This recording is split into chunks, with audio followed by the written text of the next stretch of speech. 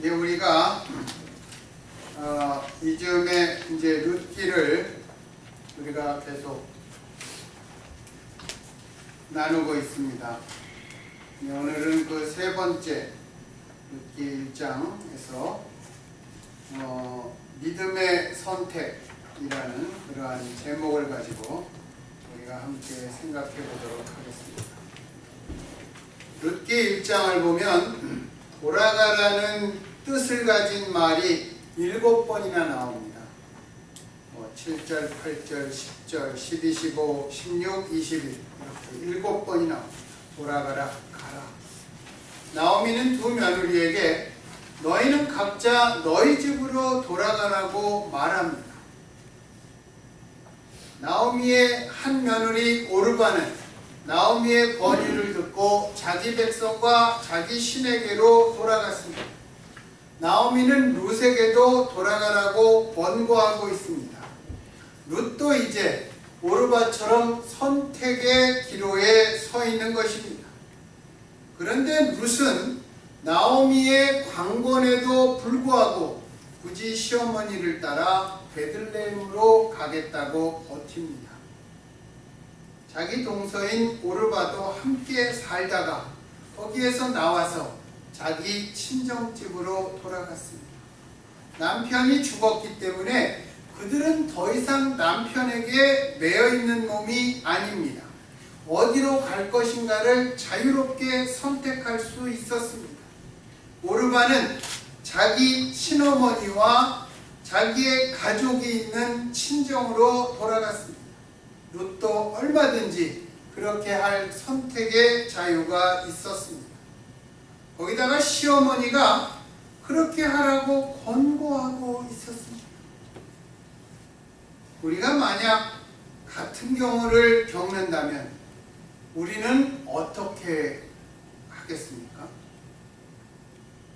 제가 전에 한번 말한 것 같은데 그 6.25 그 어떤 TV 방송을 하면서 어떤 할머니가 나오셔서 막 울면서 여보 미안해, 여보 미안해. 자기 남편이 6.25 때 장시간 나갔다가 집에 돌아오지 않았습니다. 청상의 나이에. 그리고 자기들은 서울로 피라를 왔는데 그 시어머니가 며느리를 정말 강권을 해서 재혼을 시켰습니다. 그런데 그 며느리가 6.25가 지금 난 지 60년도 지났잖아요. 지금의 나이에서도 눈물을 흘리면서 6.25 때 돌아오지 않은 남편에게 미안하다 그런 얘기를 하면서 정말 민족의 비극, 전쟁의 아픔이 정말 이렇게 큰 것이구나 그런 생각을 했습니다. 룻에게도 시어머니 나오미는 너도 너의 친정과 너의 민족에게 돌아가라. 그 말은 거기에 돌아가서 거기서 새로 결혼을 하고 잘 살아보라는 얘기입니다. 룻과 오르바는 아직 젊었습니다. 거기다가 딸린 자식도 없었습니다. 지금껏 살던 그 지역을 떠나 시어머니는 시어머니의 고향으로 돌아가려고 합니다.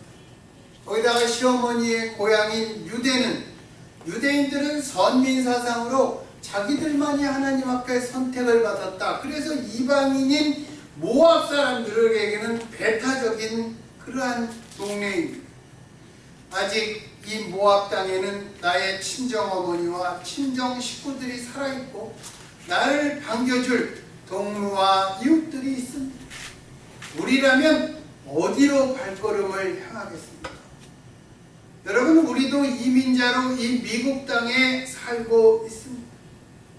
이곳에서 우리가 서로 의지하고 살아가는 최종의 사람은 바로 남편과 아내와 가족뿐입니다. 이민자에서 물론 우리 같은 사람들은 교회 식구들이 있지만 대부분의 경우에는 가족만이 유일하게 결속할 수 있습니다. 만약 가족이 없어지면 의지할 데가 없어집니다. 그러면 우리는 여기서 혼자 남아 살기 어려울 것입니다. 사고로 남편이 죽은 어떤 여자 집사님이 전화가 왔어요. 저한테. 차를 타고 가다가 자동차 타이어가 펑크가 났습니다. 예, 그래서 제가 운전하고 거기를 가면서 아니 펑크 나면 갈면 되지 왜 나를 불렀을까? 어떻게 가는지 모르나. 그래서 가보니까 타이어의 그 볼트를 이렇게 여자가 돌릴 힘이 없는 것입니다. 그래서 타이어가 플랫 타이어가 됐는데 그것을 돌리지 못하니까 길거리 옆에 주저앉아서 제가 가니까 그냥 엉엉 울고 있어요. 속상한 거죠. 자기 남편이 있을 때는 그런 거 한 번도 걱정해보지를 않았는데 나오미가 아마 그랬을 것입니다. 나오미는 남편이 먼저 죽었어도 두 아들이 장성했기 때문에 그리고 결혼까지 했기 때문에 비록 이방인의 땅이었지만 두 아들을 믿고 의지하며 모압에서 살아갈 수 있다고 생각했을 것입니다. 그런데 그 두 아들마저 죽어버리니까 이제는 피부치 하나 없는 모압 땅에서는 나오미는 아무도 의지할 수가 없었습니다. 그래서 고향으로 돌아가려고 결정한 것 같습니다. 아마 룻도 고향 땅인 모압에 자기 친정 식구들이 있었을 것입니다. 그럼에도 룻은 시어머니의 나라와 시어머니의 하나님을 선택했습니다. 여기에 보면 오르바는 합법적인 선택을 했습니다. 법에 어긋나는 선택이 아닙니다. 그러나 합법적으로 선택을 했더라도 그 오르바의 선택은 올바른 선택이 아니었습니다. 오르바는 여호와를 선택하지 않았습니다. 모압에 그냥 남은 오르바도 거기서 재혼해서 좋은 가정을 꾸렸을지 모릅니다. 행복하게 살았을 수도 있습니다. 저는 인간적으로 행복하게 살았어야 한다 그런 생각을 해요. 왜냐하면 거기서 젊은 나이에 남편이 죽었으니까 두 번째로 시작한 그러한 삶은 좀 행복하게 남편도 건강하게 오래오래 살아야 되지 않겠습니까? 그럼에도 룻기의 관심은 그 같은 인간적인 것에 있지 않다는 것입니다. 오르바에게는 오벳의 위로와 소망이 없었기 때문입니다. 오벳이 누구죠? 다윗의 할아버지. 쉽게 말해서 오벳이 없었다. 그 말은 다윗이 그 후손이 없었다 그런 말입니다. 반면에 룻은 나오미의 하나님과 나오미의 백성에게로 향했습니다. 왜 룻이라고 오르바처럼 자신의 가족의 품이 그립지 않았겠습니까? 그러나 룻은 이스라엘 백성이 각자 자기 소견에 좋은 대로 살았던 사사시대에 모압 여인으로서 놀라운 믿음의 고백을 했습니다. 룻이 뭐라고 그랬냐면 내게 어머니를 떠나고 어머니를 따르지 말고 돌아가라고 강권하지 마십시오. 어머니께서 가시는 곳에 나도 가고 어머니께서 머무시는 곳에 나도 머물겠나이다. 어머니의 백성이 나의 백성이 되고 어머니의 하나님이 나의 하나님이 되시리니 어머니께서 죽으시는 곳에 나도 죽어 거기 묻힐 것입니다. 만약 내가 죽는 일 외에 어머니를 떠나면 여호와께서 내게 벌을 내리시고 더 내리시기를 원합니다. 여러분, 룻의 이 신앙 고백은 아브라함과 모세를 거쳐 사사기를 거쳐 정말 그 룻의 시기까지 모두를 다 포함하여도 이보다도 간절한 커미트먼트는 없습니다. 특히 사사시대의 이런 고백이 이방 여인의 입에서 나왔다는 것이 참으로 놀라울 뿐입니다. 이런 신앙 고백은 하나님께서 당신이 택하신 이스라엘로부터 듣기를 원하셨던 그런 고백이었을 것입니다. 예수님 시대를 보면 예수님께서 기이하게 여긴 그러한 고백들이 유대인들로부터 나온 것이 아니라 도리어 이방인 백부장과 그 수로보니게 여인이라고 그러죠. 시로 페니키안 여인에게서 나왔습니다. 이방인 백부장은 예수님 앞에 와서 그랬습니다. 주여, 주께서 자기 친구들을 보내서 그렇게 말했습니다. 주여, 주께서 저희 집에 들어오심을 저는 감당치 못하겠습니다. 또 제가 주님 앞에 나옴도 저는 감당할 수 없습니다. 나 같은 사람이 어떻게 예수님 같은 분 앞에 정말 나올 수 있고 모실 수 있냐는 것입니다. 그 수로보니게 여인은 자기의 딸을 위해서 기도하러 나왔다가 예수님이 자녀들을 위한 떡을 개들에게 줄 수 없다 이렇게까지 심하게 말씀하시니까 주여, 개들도 주인의 상에서 떨어지는 것을 먹나이다. 그러니까 예수님이 따라 내 믿음이 크구나, 내 믿음대로 되었지요. 그렇게 말했습니다. 여러분, 예수님 때도 유대인들에게서 이런 고백이 나오는 것이 아닙니다. 이들은 예수님의 신분과 능력을 전적으로 믿고 자신의 문제를 예수님께 맡겼습니다. 예수님은 이방인들이었지만 그들의 믿음에 놀라움과 기쁨을 나타내시면서 이스라엘 중에서 이만한 믿음은 만나보지 못하였노라 그렇게 칭찬하시고 기뻐하셨습니다. 룻은 유대인이 아닌 이방인 모압 여자입니다. 그런데 하나님은 그에게 큰 은혜를 내려주셨습니다. 불신과 불순종의 우상시대에 룻은 이방인으로서 오직 여호와만 따라 살겠다고 고백하는 믿음의 길을 택했던 것입니다. 룻은 자신의 혈연과 자기가 살아온 민족의 전통, 그리고 자기들이 모압 신은 그모스라고 합니다. 모압의 종교와 모압이 가지고 있는 나름대로의 생명의 기준을 넘어서 여호와 하나님께 자기 자신을 온전히 맡기고 바친 것입니다. 여러분, 이 관점에서 보면 우리도 롯과 비슷한 점이 많습니다. 우리도 우리의 결단으로 우리가 속했던 핏줄과 전통과 관념을 넘어서 예수 그리스도를 영접하고 믿었습니다.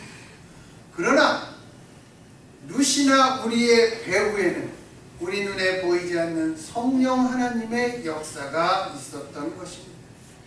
세상에는 아직도 많은 믿지 않은 사람들이 있습니다. 아직도 우리 가족과 친구 중에 많은 사람들은 하나님을 믿지 않습니다.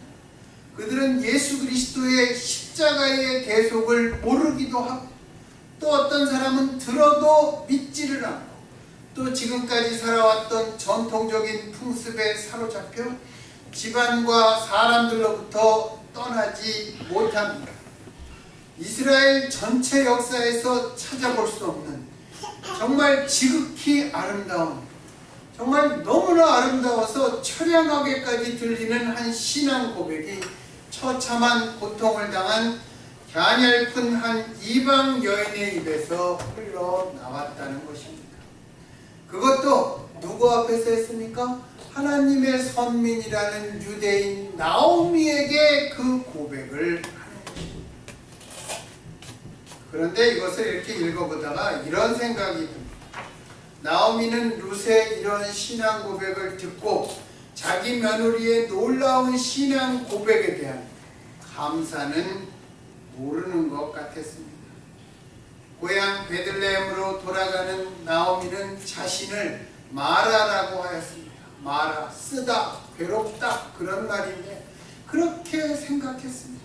자기의 인생이 정말 괴로운 인생이라고 생각을 했겠죠.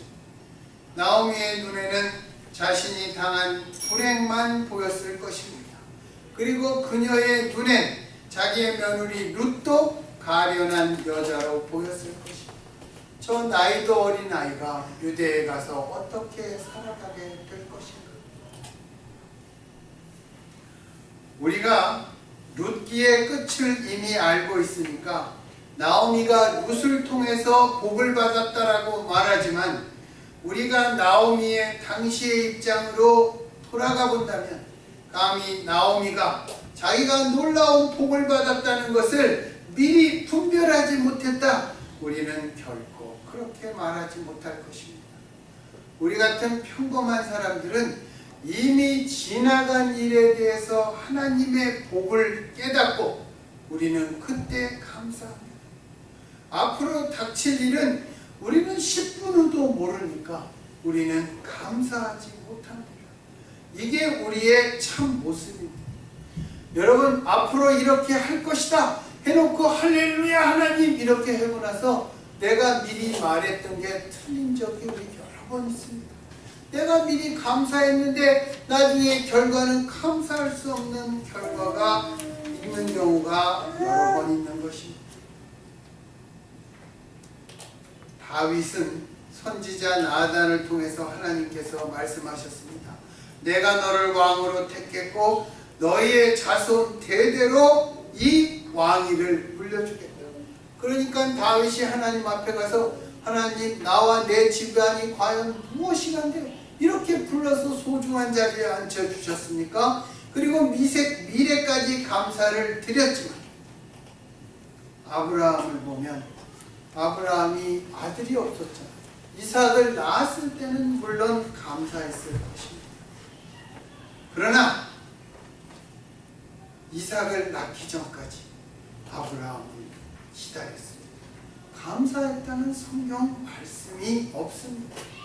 미래를 모르고 지금 이 순간에 충성하는 것이 순종이기 때문입니다. 아브라함은 이삭을 모리아 산에 바칠 때에도 나무가지에 뿌리 걸린 수량이 자기의 뒤쪽에 있다는 것을 몰랐습니다. 아브라함이 이삭을 바치면서 감사할 수 있었을까요? 누가 나오미의 삶을, 나오미의 믿음을 우리가 함부로 평가할 수 있겠습니까? 우리의 모두는 나오미의 삶을 동정하지 않을 수 없습니다.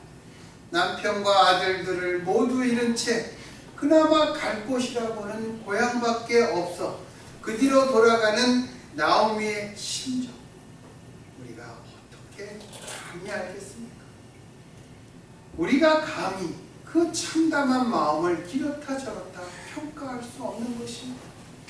여러분, 내가 직접 당해보지 않은 어려움은 지식적인 깊이에서만 우리는 이해하고 아파할 수 있는 것입니다.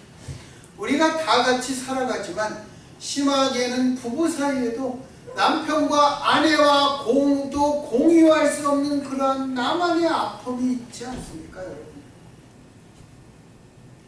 그래서 우리는 살아갈 때 지금 나만의 말아, 쓰다, 괴로움, 그게 크게 보일 때가 있는 것입니다.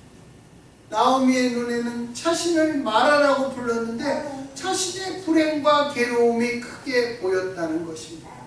그런데 중요한 것은 나오미가 인식하지 못하는 가운데 룻을 통해서 하나님의 믿음의 역사가 심어져 있었다는 것입니다. 내가 나의 삶을 말하라고 생각할 때 하나님께서 나도 모르게 내 주변에 당신의 믿음의 역사, 장래의 축복의 씨앗을 심어 놓으셨다는 것입니다. 밤이 있으면 낮도 있는 것입니다. 오늘 본문에 보면 나오미나 룻은 손에 가진 것이 아무도 없었습니다. 여러분, 아브라함이 갈대아 우르를 떠날 때는 자기의 가족을 다 데리고 자기가 가지고 있는 그러한 재물을 다 가지고 떠났지만 이방의 땅에서 룻과 나오미는 가진 것이 아무것도 없었습니다.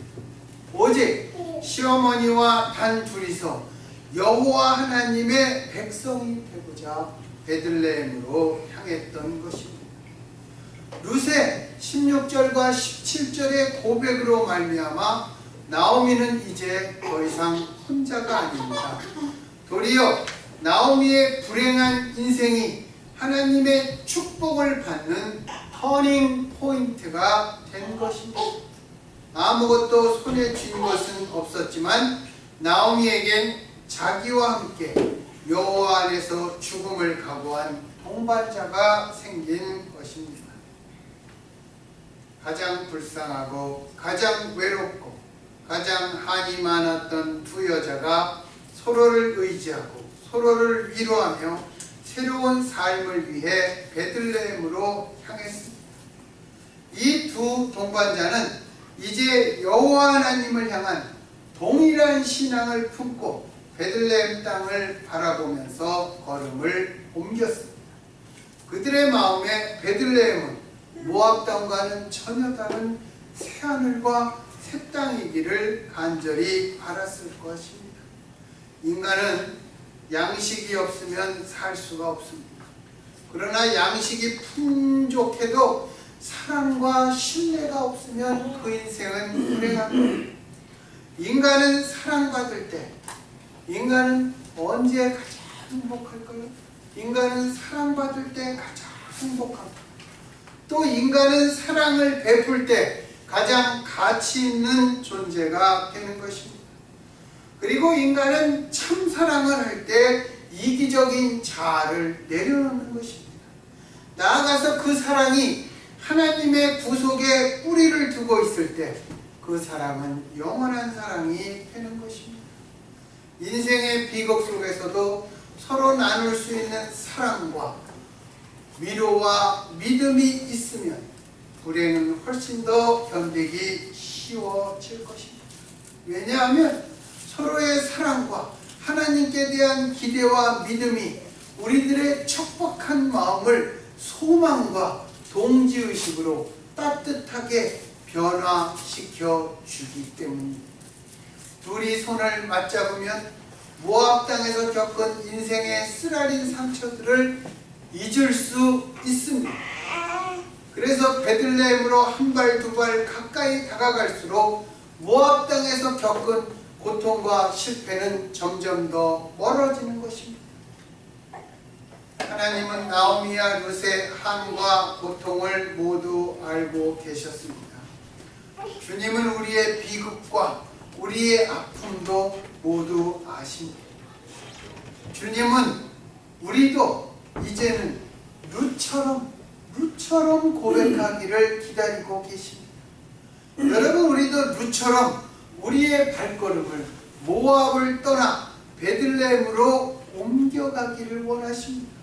여러분, 이것은 장소의 문제가 아닙니다. 이것은 환경의 문제도 아니고 시간의 문제도 아닙니다. 오직 우리의 마음과 우리 믿음의 문제입니다. 그리고 주님의 땅에서 죽기를 소망했던 룻의 고백 위에 우리가 그 고백 위에 아멘이라고 우리가 서명해야 될 것입니다. 룻이 나오미의 손을 꼭 잡고 정말 자신의 그 축복과 자신의 이름이 성경에 기록되는 놀라운 믿음의 어머니로 기록되는 그 길을 향해 나오미의 손을 꼭 잡고 걸었던 것처럼 우리도 예수 그리스도의 손을 꼭 잡고 믿음의 동지들의 손을 꼭 잡고 나의 베들레헴을 향해서 새로운 발걸음을 옮기는, 그래서 우리가 룻이 베들레헴에서 받았던 그 놀라운 복이 우리에게도 동일하게 임하는 그러한 이 가을, 이 룻기를 통한 우리들을 향한 하나님의 복이 되길 예수님 이름으로 간절히 축원합니다. 아멘. 기도하겠습니다.